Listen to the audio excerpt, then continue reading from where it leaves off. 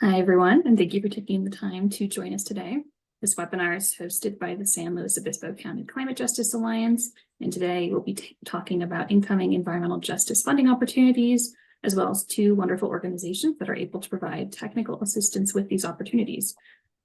As such, I'm pleased to introduce Melissa Garcia, Outreach Coordinator with the West Environmental Justice Center, and Lauren Halili, Program Coordinator at the SDSU Center for Community, Energy, and Environmental Justice.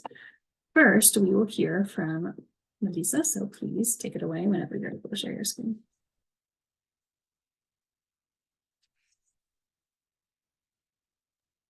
Thank you so much, Hadley. Hello, everyone, and welcome. I'm very excited to be here with you all today. My name is Melissa Garcia, and I serve as the Outreach Coordinator for the West Environmental Justice Center. And today, I'll be sharing some information about our center with the hope that we can provide some support to you and your community. If at any point you have any questions, please feel free to put it in the chat. You can also unmute and interrupt, no problem whatsoever. And so I'll try my best to answer any questions that come through. We'll also have some time at the end of the presentations to get the conversation with you going as well. So if at any point you have questions, don't hesitate to ask, or you can hold on to them to the end, however you feel. All right, so our center serves many different regions, each home to many tribes and indigenous communities. And so I always like to take a moment to start off with the land acknowledgement, as we're located in Tucson, Arizona. We respectfully acknowledge that the University of Arizona is on the land and territories of indigenous peoples. Today, Arizona is home to 22 federally recognized tribes, with Tucson being home to the O'odham and the Yaqui. Committed to diversity and inclusion, the university strives to build sustainable relationships with sovereign Native nations and indigenous communities through education offerings, partnerships, and community service.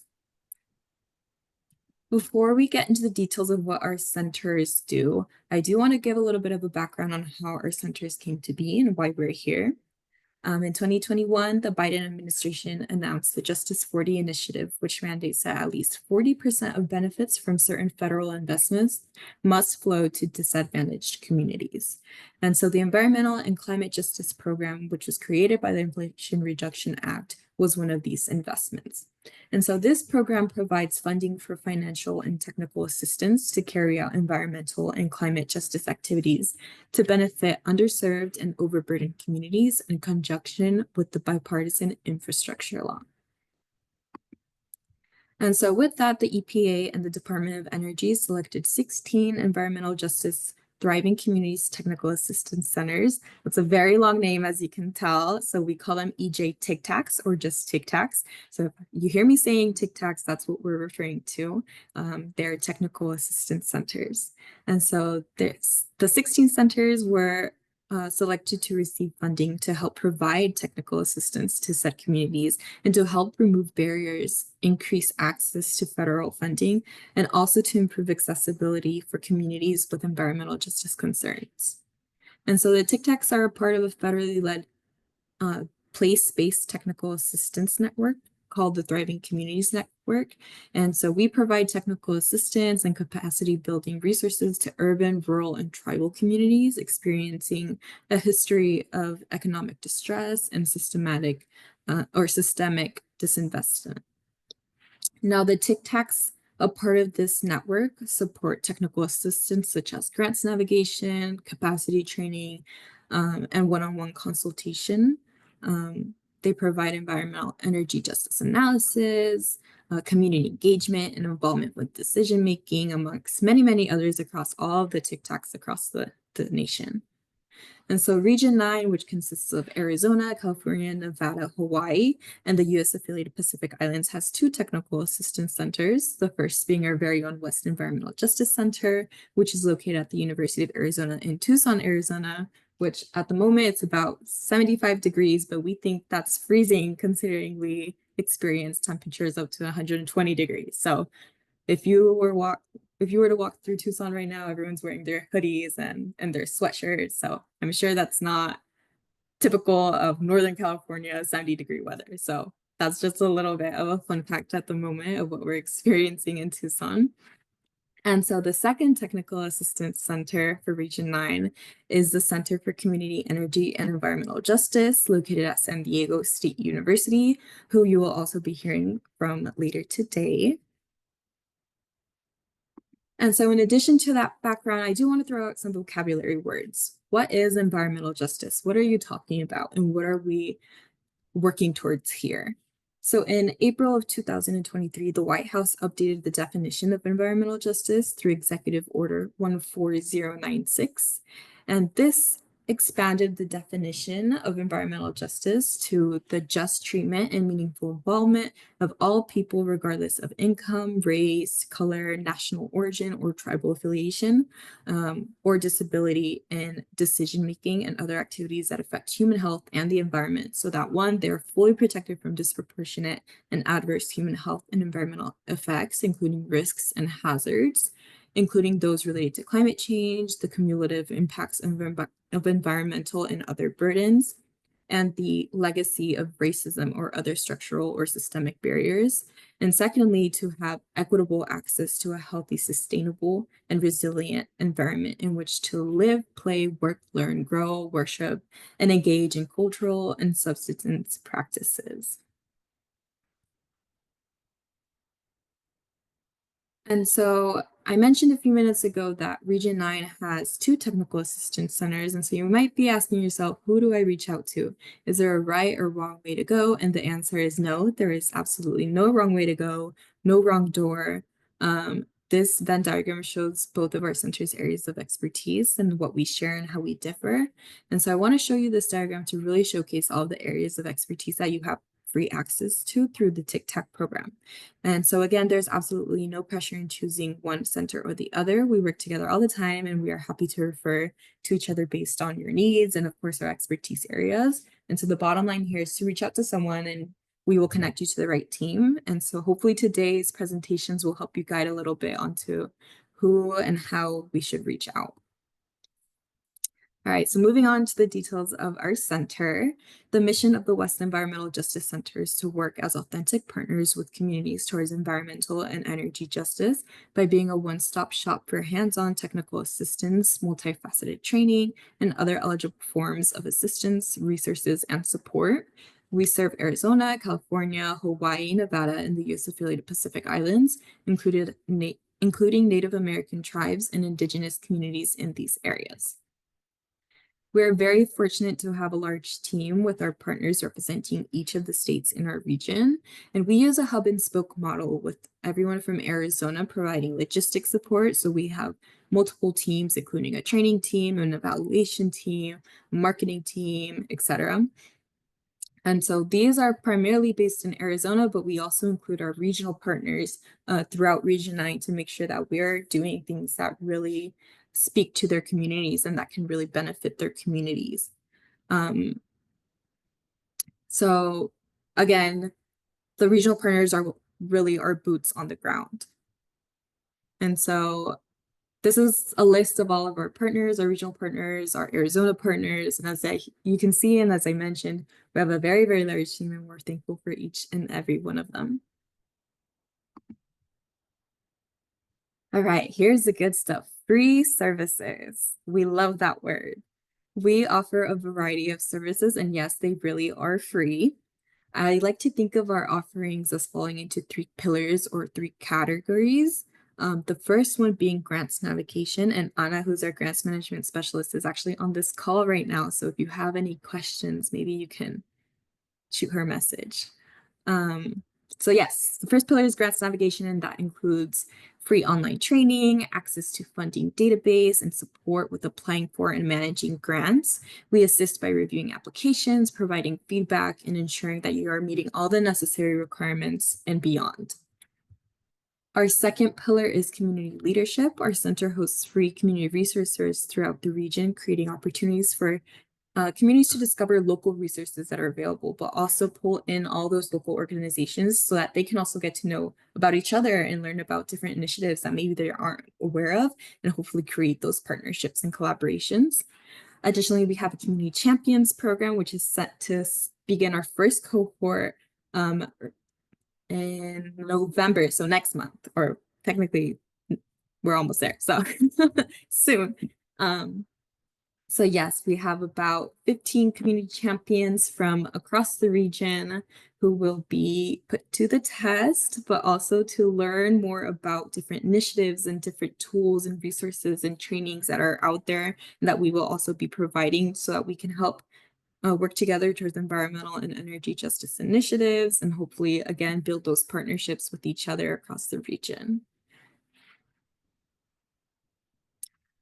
We also have a student internship program, and it's worth mentioning that both our student internship and our community champions programs are both paid opportunities. Our team develops advocacy trainings and a variety of resources that will soon be accessible on our website. And so we're working incredibly hard to create this kind of library of resources that you can access at any time to help supplement your work and your efforts towards environmental justice. And so our last but not least pillar or category of free services is technical expertise. We provide free hands-on consultations and we can research energy justice opportunities, conduct environmental justice analyses and statistical consultations, amongst many, many others. We have an extensive area expertise, including public health, evaluation, exposure assessment, and many others. And that's really where that Venn diagram I showed a few minutes ago comes into place, where you can see all the different kinds of areas of expertise that you have access to. And so it's also worth noting that if our center doesn't provide a particular service that you need, we'll try our best to connect you to a resource that will. And so I know that was a lot of information. So to help put that into a little bit of perspective, I want to go over a few examples. So let's say a community clinic wants support in finding and applying for grants to upgrade a building into a cooling center. Our center will tailor a list of recommended grant opportunities, confirm your grant is complete, and support you while you submit the grant. Another example, let's say a small nonprofit is concerned about a cement plant being built in their town, and they need information about possible health concerns from air pollution from that plant. So our center will review and summarize relevant health impacts from similar plants from different areas and create a research on potential health impacts of air pollution in plain language that you can learn from, but you can also share to the community that is being affected. And so last but not least, let's say a tribal agency asks for assistance creating an EPA quality assurance plan or QAP, which I'm sure many of you have heard about. And they want to do this for air sampling. So our center will provide feedback on developing that QAP and tailor it to the area, the staff experience, and the pollutants of interest. So again, we serve Arizona, California, Hawaii, Nevada, the U.S. affiliated Pacific Islands, including Guam, the Commonwealth of Mariana Islands, American Samoa, the Republic of Palau, Republic of Marshall Islands, and the Federated States of Micronesia. So we have a very large reach, and we're always so excited to learn about different communities and learn about the different effects or environmental effects that people are experiencing, and hopefully address to a solution or contribute to a solution. And so who is eligible? This is a very nice list of entities that are eligible for assistance from our center. And so essentially anyone is eligible for help. And if you're not sure, please just ask us. All right, so if you think you could benefit from any of these services, please get in touch with us. We have many different methods of communication. You can email us, you can call our toll-free number, you can shoot us a direct message through social media. I know that's a big thing right now. We also have this fancy QR code on the right here where you can scan and then submit a technical assistance request form, or we also call it a contact form in case you just want to join our newsletter, or you just want to say, hey, I'm interested in learning more about grants or what kind of approaches you have to looking for grants. Anything, if you have any questions, you can also submit them through there. And the next step is for us to reply within 2 business days. And so after this, if you're requesting a specific technical assistance kind of just a you're searching for technical assistance, and we absolutely know that we can help you, or maybe we can connect you to someone. We'll schedule a 30-minute meeting to learn a little bit more about the details of how we can assist you and to start identifying tasks for our team to start working on. And after that, our technical assistance team will be constantly working with you to make sure that we're getting you what you need. And so we also want you to know that this is not a one and done kind of deal. If at any point in time after you're done speaking to us, maybe you encounter a situation where you need technical assistance again, you're always more than welcome to, shoot us another message or go through the contact form, or, just reach out to someone that you've already been talking to on our team and say, you know what, I need more help. And we're more than happy to reconnect and jump in where you need us. All right, so our center receives a lot of requests for funding. Of course, it's a very important tool that all communities need. So in order to help contribute to that, our center manages a free funding database where you can find funding opportunities from the federal, state, local, and even philanthropic level. And this is completely free. It's found on our website. The database features a wide range of grants and funding options that are available and vary by industry, location, and organization type. You can easily filter the results by location, organization, or the desired funding amount. Maybe you want a small grant, maybe you want a big grant, maybe you want a multi-million-dollar grant, which is so exciting to hear about all the opportunities that are out there. And so it's really important for you to know that we're here to support you in that pursuit. And so each of these opportunities listed on our database has detailed information that can be accessed by clicking that View Summary button. And so this includes notes and insights from our grants management specialist, Anna, to help you understand each of those grants better. And so Anna also hosts free drop-in grant support every other Monday from 4 to 5 p.m. Pacific Standard Time. Sorry, the slideshow says Hawaiian Standard Time. So it's the same time, but different time zones. So again, 4 to 5 p.m. PST. The next one being November 4th, this upcoming Monday. And so you can scan that QR code. You can visit our events webpage on the website where we have all of them listed out through December. And so that's the Zoom link that you can also refer to. And so I mentioned that we have a student internship program as well. Our student internship program is designed to provide hands-on experience in environmental and energy justice. And so our interns complete a minimum of 180 hours. And usually they tend to be spread out over a summer or a semester, and they have up to a year to complete it. And so students can choose to intern in person, remotely, or in a hybrid format based on the needs of their host organization. At the end of the internship experience, students submit a reflection, a feedback survey, and a digital story presentation summarizing their experience, and they receive a $5,000 stipend from our West EJ Center, which is amazing. We all know as past students that financial support is really important. Yeah, so applications are open year-round. We review them on a rolling basis based on how they come in. And for more information, you can scan that QR code. That will also lead you to the application. And yeah, we also facilitate connections between students seeking those internship opportunities and organizations who are looking for interns. So if your organization needs assistance in finding an intern, or maybe you're a student who wants to intern for an organization, please reach out and we can get you on that list. All right, we're coming to an end of the West EJ portion. I do want to mention that our center will officially be a year old this Friday. And so I want to share a little bit of information with you to see, so you can learn a little bit of what we've been up to. So aside from hiring everyone and developing curriculums and plans and all that logistical good stuff that was needed to really take off, we've also hosted 10 listening sessions across the region, totaling 74 participants. We've also provided technical assistance to 102 communities, individuals, and organizations. We've hosted 4 community resource fairs so far, and we're in the planning stages of 3 more. We've developed 9 trainings based on needs that we've seen in the communities that we've worked with, and we've afforded $29,000 in student internship stipends. So I have great hopes and plans, and we have great plans for our center, and we really hope that you can be part of our trajectory. So please do not miss out on this opportunity. Share with your friends, share with community, share with students, organizations, all of the above. Again, this is all free and accessible to anyone who needs it. And so this is the end of the West EJ portion of the webinar. Thanks so much for listening to me do my elevator pitch, I guess.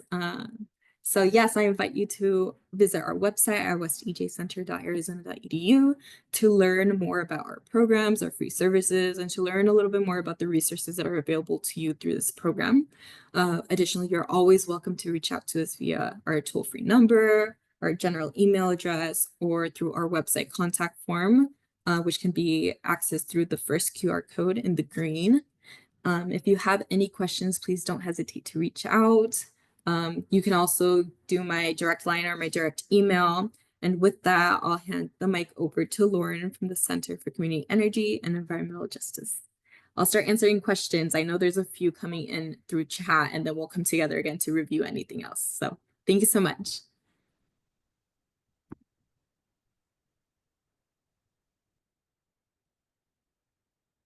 Awesome. Thank you so much, Melissa, for starting us off and for providing that overview of how the TCTACs came to be and how the regionals came to be, and what does it all mean. So I appreciate you tackling that. So I didn't have to explain that whole spiel. So thank you so much. Good afternoon, everyone. My name is Lauren Halili. I am the program coordinator for the Center for Community Energy and Environmental Justice. Now that's a pretty long name, so we use the acronym CJ. And I'll be referring to us as CJ throughout the presentation. Just want to highlight again, like Melissa mentioned, CJ is one of 2 TCTACs located in EPA's Region 9. As we sort of said, the EPA Region 9 is a very large region, and we do have communities that are even across the date line. They are 17 hours in the future. So we're really lucky to have 2 TCTACs working in Region 9. And like Melissa mentioned, although we're 2 separate centers, we both are working towards the same goal and are a team that are tackling organizations and providing direct technical assistance to support them in building capacity, working towards implementing environmental and energy justice solutions in their communities, all that good stuff. So just want to reiterate that here on this slide. CJ also uses a hub and spoke model. The Center for Community Energy and Environmental Justice creates a nexus of centralized expertise and coordination for each of our critical services for Region 9. As you can see, San Diego State University acts as the hub, and we have, I believe it's 10 partners around this ring here, all distributed around Region 9. So we have some partners that are nationwide, some based here in California, Arizona, Nevada, one based in Guam and one based in Hawaii. So these partners really help us have a presence in all sorts of outreach events all over Region 9, attending conferences, attending community check-ins, really doing in-person intakes and outreach and all that good stuff. So we're really, really thankful for all of our partners and the expertise that they provide to us.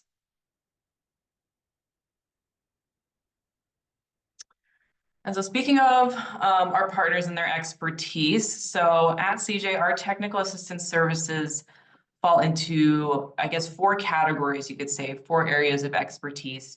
And these are based on the areas of expertise of our partners. In the beginning, we gathered our partners together and we talked through, what area of expertise would you like to see as part of the technical assistance menu? What services are you able to offer one-on-one to organizations?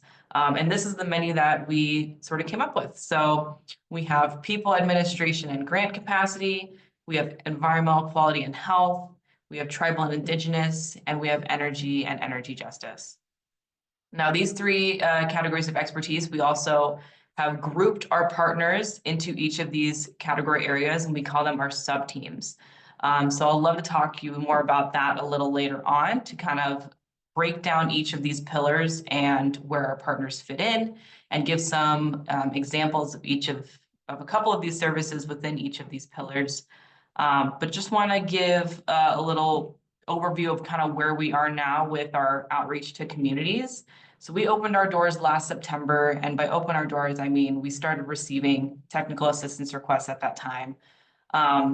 The communities that we've been working with so far cover a diverse range of environmental justice focus areas. Some of the common trends that we've seen are primarily concerned with our grant process. So how to navigate federal, local, state grants that are currently available, how to determine which grants are the best fit. Improving grant writing skills has been a considerable need as well, and I'll plug in one of our programs that helps assist organizations with that later on. But I'd say really the majority of technical assistance requests we have gotten is regarding grant support services. So just a little highlight here on where our impact has been. So far, we've intaken 200 organizations. We've had one-on-one technical assistance conversations with each of them. And we have confirmed 17 grant submissions.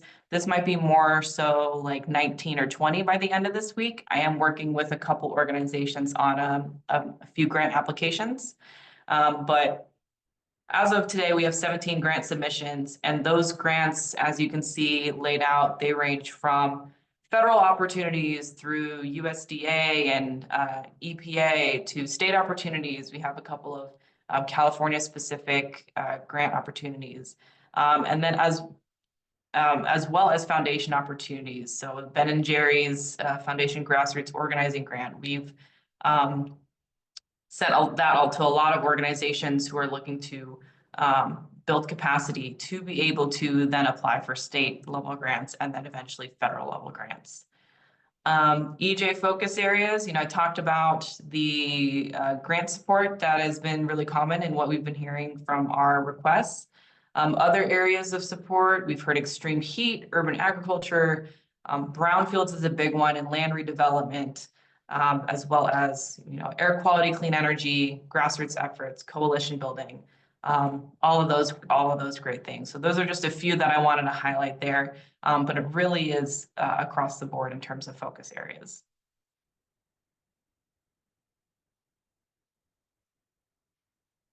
So now I just want to drill down on these pillars that I showed before, or these category focus areas, and give some examples for a few of those services.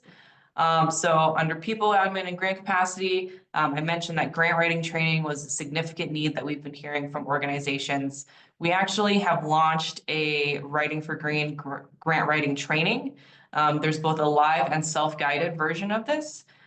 We did our first cohort a few months ago, I think over the summer, and we actually just launched our second cohort today, and applications are open to apply for the live training. More on that later on. SAM.gov and grants.gov support, we partner with Environmental Protection Network. They do bi-weekly office hours via Zoom. It's very one-on-one. They have a team of about 6 to 12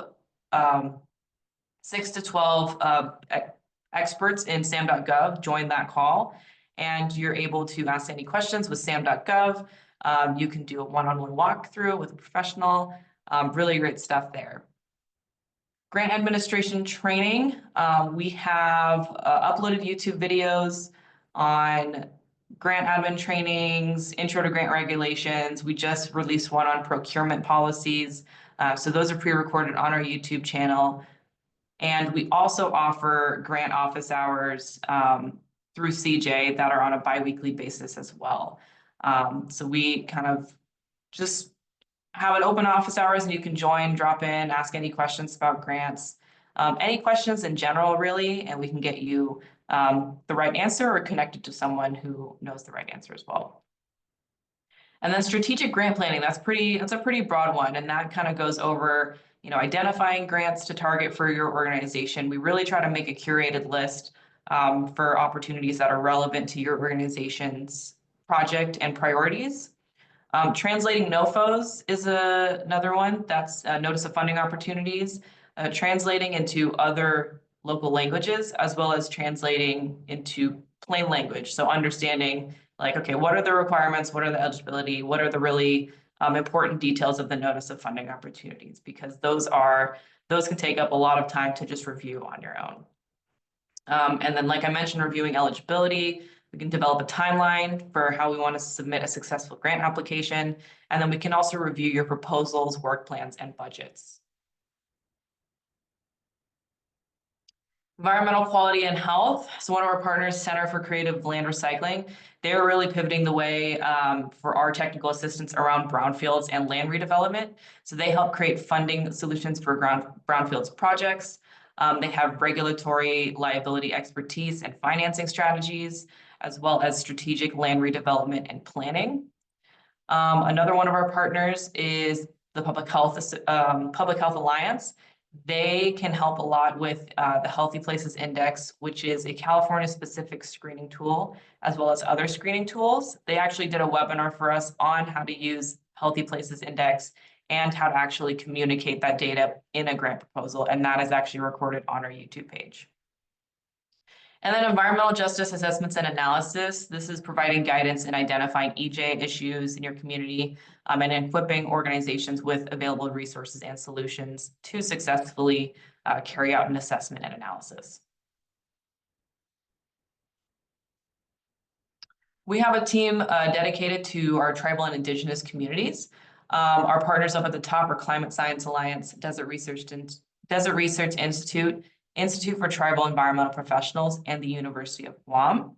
So these tribal partners work together to identify funding opportunities that are specific to tribal and indigenous communities that come through our door.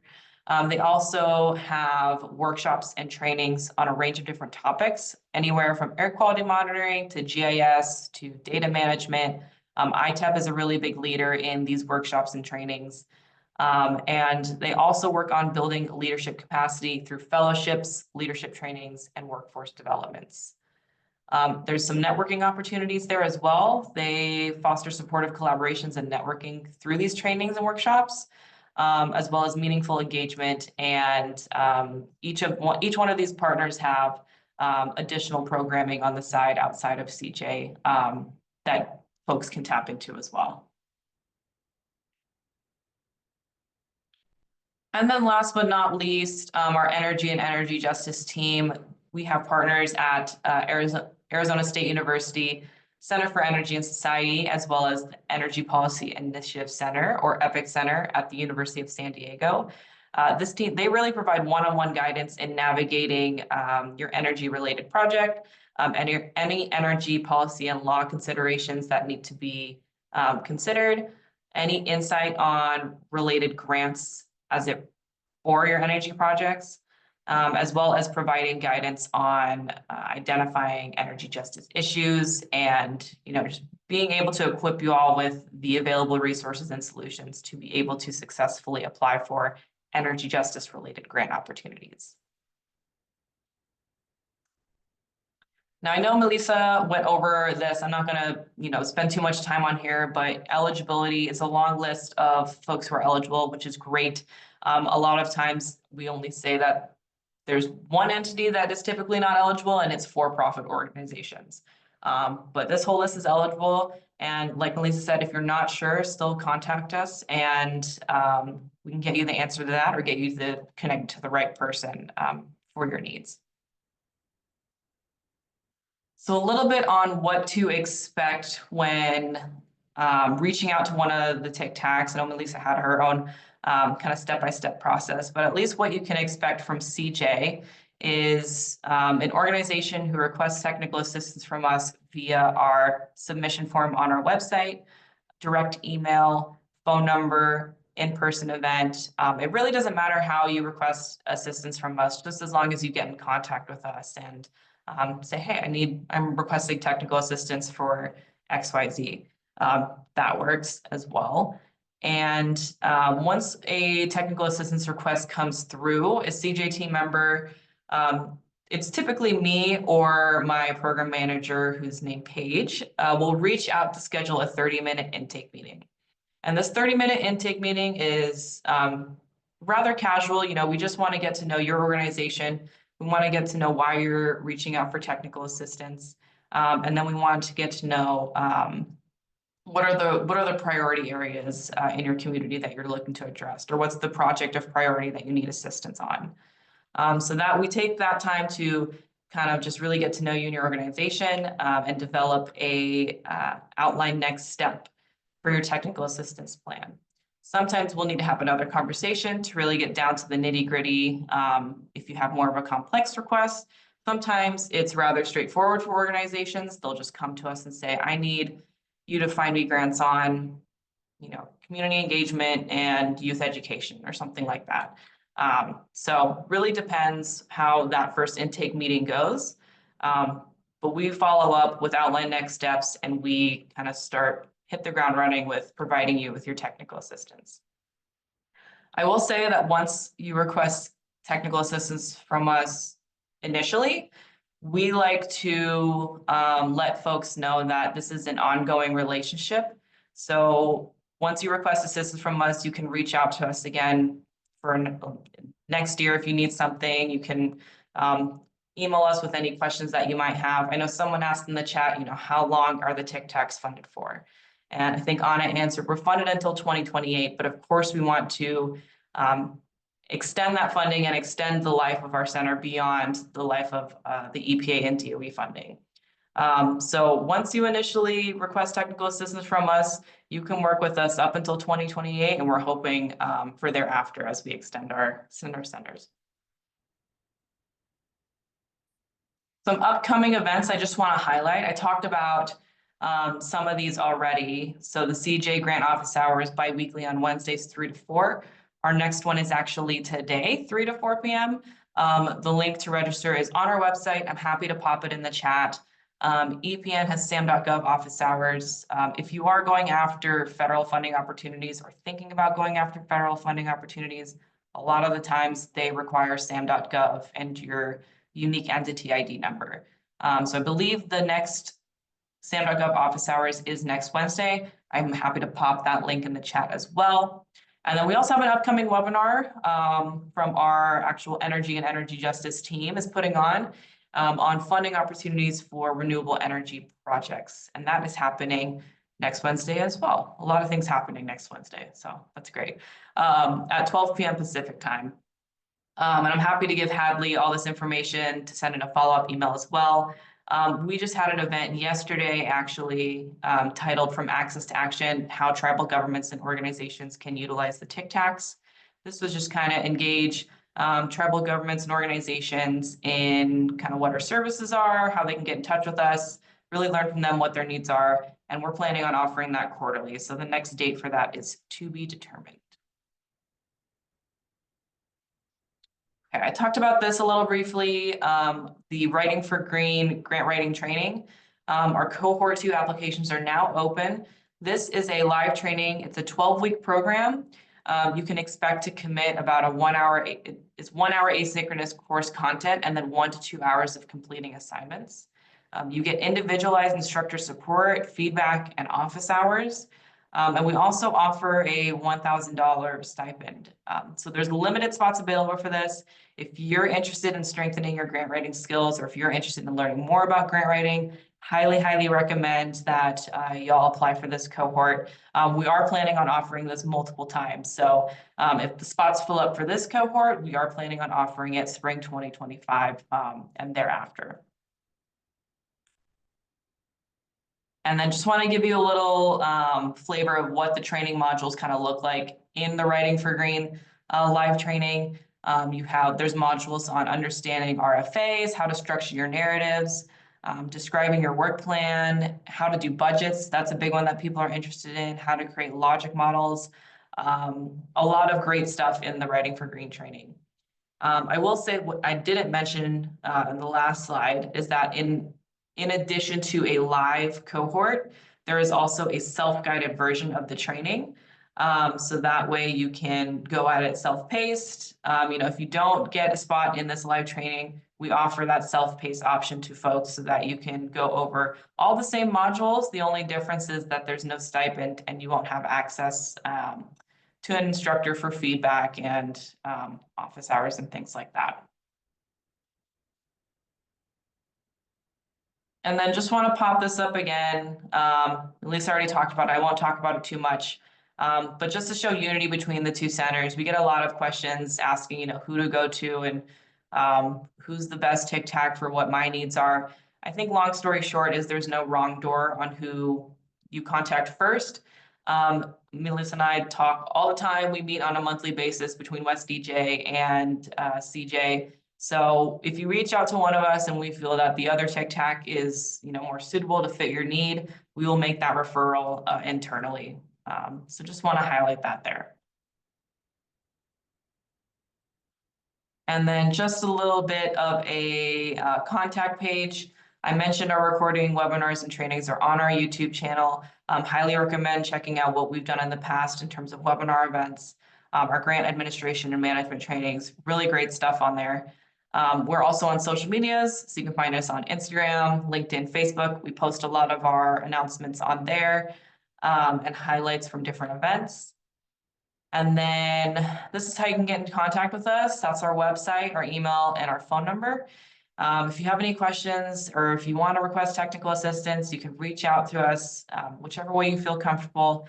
I put our QR code for the technical assistance form on the screen as well as our newsletter sign up.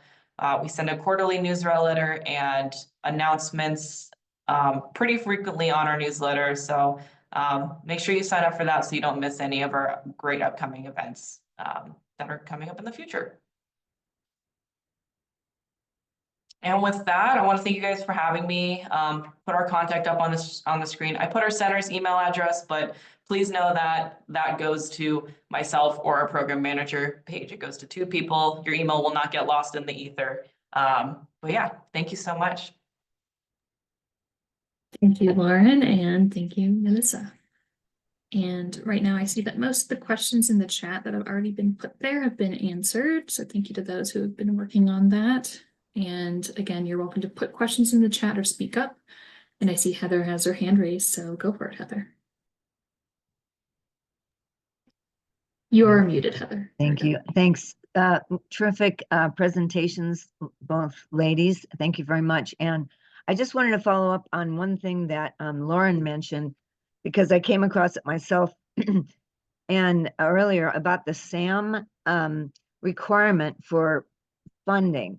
And could you explain that to the group that may not be as familiar or may not be familiar with that at all, how that works in, why it's required? And as far as I can tell, it is absolutely required. And there was one other one, SAM and something else for any grant submission. Is that right? Yeah, so it's sam.gov, and I can try and link it in the chat too. So for a lot of the federal funding opportunities, you need a sam.gov registration, and that registration allows you to bid on government contracts and apply for federal assistance. You're assigned a unique entity ID once you register for sam.gov. In terms of why it's required, I'm not 100% sure why they require it. I think it has to do with kind of registering your organization and making sure your organization is a real organization and that it has 501c3 status and tax exempt. Melissa, or I know Anna's online. I don't know if you want to jump in and add anything to that as well. I think you covered it. Thanks, Lauren. So that is something that any organization that plans on submitting an application, grant application in any of these programs or whatever, they would need to have that likely, and it's something they have to do in advance of or submit simultaneously or something like that. Is that right?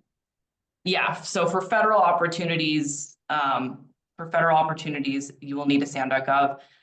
The process can vary. There is a checklist of documents that you need to verify your identity, verify your organization's standing. So I think it can take anywhere from as little as 10 business days, upwards of a month. That just depends on where you are with those documentations that you have set up. And we actually have created some sam.gov,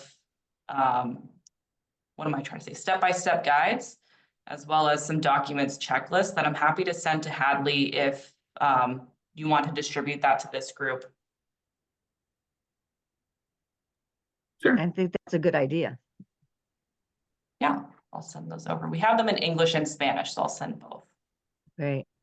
Wonderful. Thank you very much. Of course. Great, thank you. Does anyone else have any questions for Melissa or Lauren?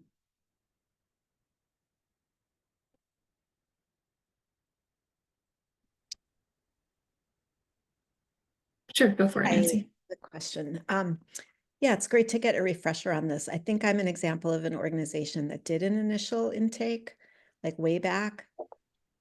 But then I think I lost track of anything that came out of that. And then just the perspective of organizations is it's great that there's so much more technical assistance available, but then it's actually challenging to take advantage of it or to use it or to keep track, things like that. So can you talk a little bit about how are you, assisting groups from your end in terms of reminders or, circling back to say, do you need anything else? Or I don't know, I'm struggling in a small organization with, a lot of opportunities to just manage the kinds of opportunities that are at hand for assistance. Absolutely. Thank you for that question, Nancy. So our center goes off of a program called Asana, which sends us reminders to check in with our former clients, former organizations, anyone who we've worked with, up to, every certain amount of time. So this can be 3 weeks, depending on how long ago it was since we finalized that process. It can be every month. It can be, different kinds of variations depending on the needs of that organization. So smaller organizations tend to need a lot more technical assistance or a lot more support than larger established organizations. So again, that can vary. We can be checking in with you more frequently than others. But again, you're more than welcome to reach out at any point. We try to stay in contact with everyone as much as we can. We try to make ourselves as accessible as possible to make sure that we're meeting those needs. Well, I'll jump in here too. If I left and came back, my Wi-Fi decided to shut off, but in the middle of while you were asking your question, Nancy, so that's rude of my router. I apologize. But yeah, Nancy, I do recognize your name. I think it was us that you reached out to. So I apologize if you got lost in the ether with us. So I will reach out to you one-on-one after this conversation, and we can kind of reignite our conversation and get that going. Great, thank you. And Preston. Hello, everybody. My name is Preston Allen, and I work very closely with Hadley. I'm glad that she's pulled this together for us. We're a new organization in San Luis Obispo called the Climate Justice Alliance.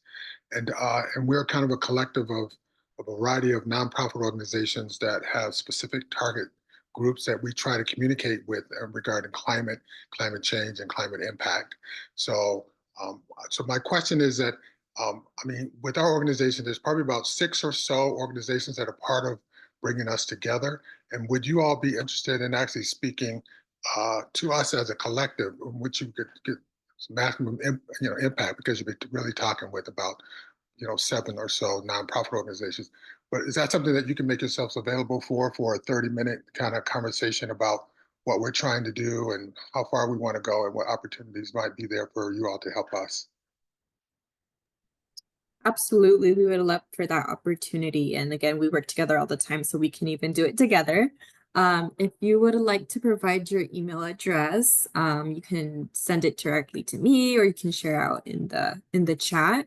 I'll also put my email address there in case you want to shoot me that first message, and we can make that happen. Yeah, great, super, I appreciate that. Wonderful, thank you. Any last questions? Heather?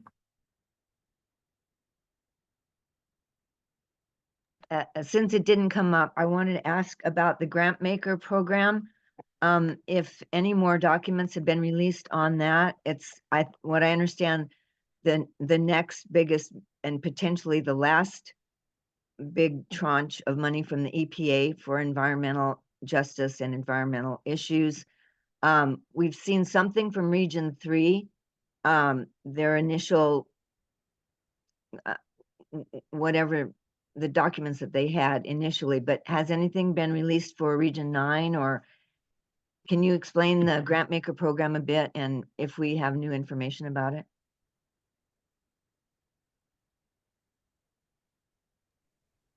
Yeah, so both of the centers have been in contact with the Region 9 grant maker on a monthly basis. We're not 100% sure on where or when they're going to be releasing the subgrants for Region 9. I know they're working through some quality management plan things with the EPA and just making sure that all that back end stuff is squared away. But we're really hoping that they get released in a couple months here, I think somewhere around the new year. So that's what we're hoping for. We're trying to get our organizations as prepared as possible for the grant makers, being able to provide that SAM.gov support, that grant writing training that's happening right now, and all that stuff to be able to prepare for those applications when they come out.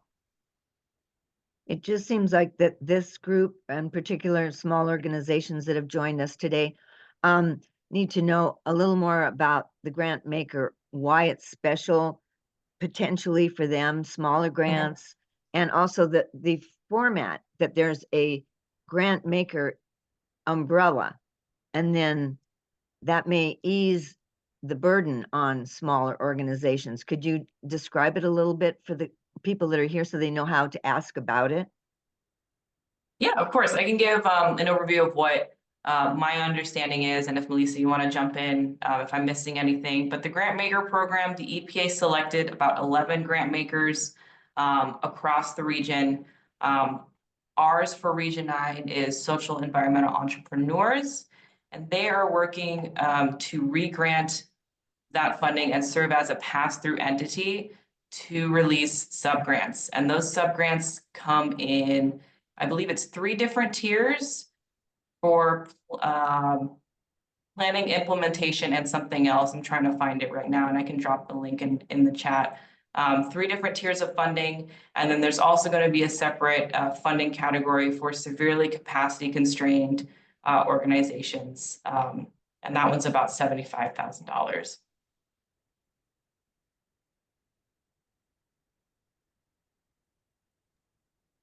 Okay, great, thank you. And I see we have one more question in the chat from Carolyn that got lost earlier on.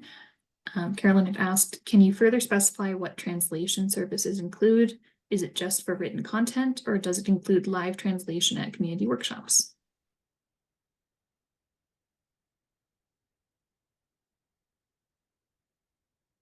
I can speak for CJ for sure. It's written content that we can translate for organizations.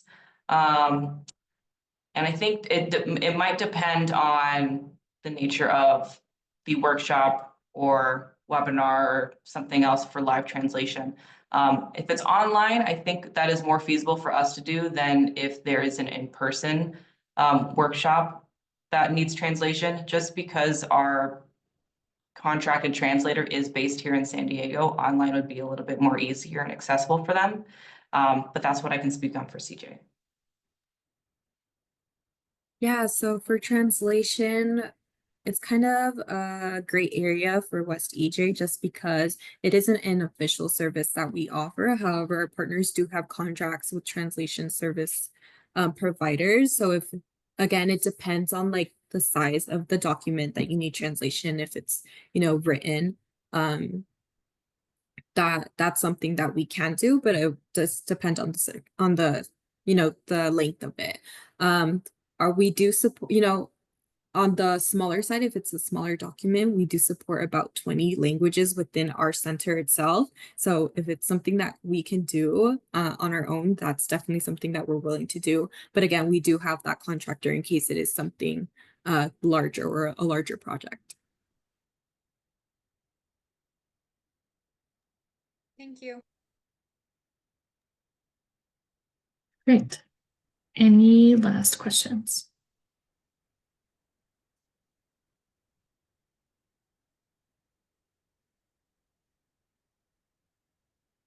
Okay, thank you very much, everyone, for being here. Thank you, Melissa and Lauren, for speaking with us. We are very thankful to know about these wonderful opportunities and this assistance you're able to provide so many people and the impact you're able to help spread. So thank you very much. And everyone else, please have a great rest of your day.